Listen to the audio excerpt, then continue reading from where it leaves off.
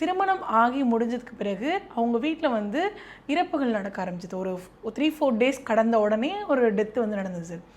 என்ன காரணம் அப்படின்னு சொல்லிட்டு ஒரு அஸ்ட்ராலஜர் போய் பார்க்கும்பொழுது அவங்க ஒரு மலைக்கோவிலில் கல்யாணம் பண்ணியிருக்காங்க. அந்த மலைக்கோவிலை விட்டு அவங்க கோவிலை விட்டு வெளியில் வந்த நேரம் வந்து யமகண்ட நேரமாக இருந்திருக்கு அப்படின்னு சொல்கிறாங்க. அந்த நேரம் தான் இந்த இறப்புக்கு காரணம் அப்படின்ற மாதிரி ஒரு ஸ்டேட்மெண்ட் வைக்கிறாங்க சார். அது எந்த அளவுக்கு உண்மையாக இருக்கும் சார்? அந்த மன வாழ்க்கையை கொண்டாட போகிறது யார்? கணவன் மனைவி. அவங்களுக்கு ஏதாவது பாதிப்பு இருக்கான்னு முதல்ல பாருங்கள்.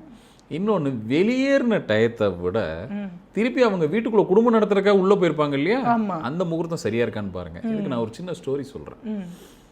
ஒரு கிளைண்ட்டு வந்து வராங்க. இது என்னோட ஆராய்ச்சிக்காக நான் நிறைய இந்த மாதிரி சக்ஸஸ்ஃபுல்லான கல்யாண லைஃப் யார் யாருக்கெல்லாம் அமைஞ்சிருக்குன்னு அதை பற்றி ஒரு பெரிய டேட்டா பேஸ் ரெடி பண்ணி நிறைய விஷயங்கள் சொல்லியிருக்கீங்களா அதை பற்றி கூட? அதில் பார்த்தீங்கன்னா ஒரு சிறந்த முகூர்த்தத்தில் இல்லை ஒரு பெரிய செலவு பண்ணி ஒருத்தர் கல்யாணம் பண்ணுறாரு. கிட்டத்தட்ட ஒரு 2 கோடி ரூபா போட்டு கல்யாணம் பண்ணுறாரு. கல்யாணம் பண்ணி பார்த்தா ஒரு 6 மாதமோ 1 வருஷத்துக்குள்ளே பிரிஞ்சிடுறாங்க 2 பேரும். அவ்வளோ பெரிய செலவு பண்ணி 2 பேரும் கல்யாணம் பண்ணுறாங்க. ஒரு 6 மாதம் கூட சரியாக சேர்ந்து இருக்கல 2 பேரும். ஊரை கூட்டி முகூர்த்தத்தை குறித்து கல்யாணத்தை இது பண்ணி எல்லாம் ஊரறிய உலகறிய தான் பண்ணியிருக்காங்க.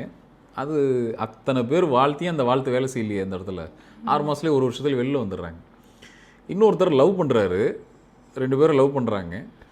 தன்னோட அப்பா 2 பக்கமும் 2 வீட்டாரும் வந்து கல்யாண ஏற்பாடு பண்ணோன்னே இந்த பொண்ணும் பையனும் சேர்ந்து என்ன பண்ணுறாங்க, என்ன முடிவு எடுக்கிறாங்க, நம்ம ஓடி போய் கல்யாணம் பண்ணிக்கலாம் அப்படின்ட்டு ஒரு பஸ் ஸ்டாண்டில் நைட்டு 2 மணிக்கு அங்கே இருக்கிற ஒரு சின்ன விநாயகர் கோயிலுக்கு முன்னாடி 2 பேரும் மாலையை மாற்றிக்கிறாங்க. அந்த பக்கம் உட்காந்துருக்கு. அந்த பஸ் ஸ்டாண்டில் யார் இருப்பா அன்றைக்கி நைட்டு 2 மணிக்கு? ஏதோ ஒரு 1-2 பேர் போகிற வரவங்க பார்த்து அவங்க ஆசீர்வாதம் பண்ண கல்யாணம் 10 வருஷம் சக்ஸஸ்ஃபுல்லாக போயிட்டுருக்கு. அந்த கல்யாணத்துக்கு அப்புறம் அந்த கல்யாணம் பண்ண அந்த பையனோட லைஃப் பார்த்தீங்கன்னா அவர் இன்றைக்கி கிட்டத்தட்ட ஒரு 10-20 கோடி ரூபாய்க்கு சொத்து சேர்த்துட்டாரு. ஒரு பிஸ்னஸை தொடங்கியிருக்காரு. எதுவுமே கையில் இல்லாமல் கல்யாணம் பண்ணி இன்றைக்கி ஒரு பெரிய சக்ஸஸ்ஃபுல் லைஃப்க்கு வந்துருச்சு. மன வாழ்க்கையும் சக்ஸஸ்ஸு, ப்ரொஃபஷனல் லைஃப்பும் சக்ஸஸ்ஸு. இப்போ இதை எப்படி எடுத்துக்கிறது?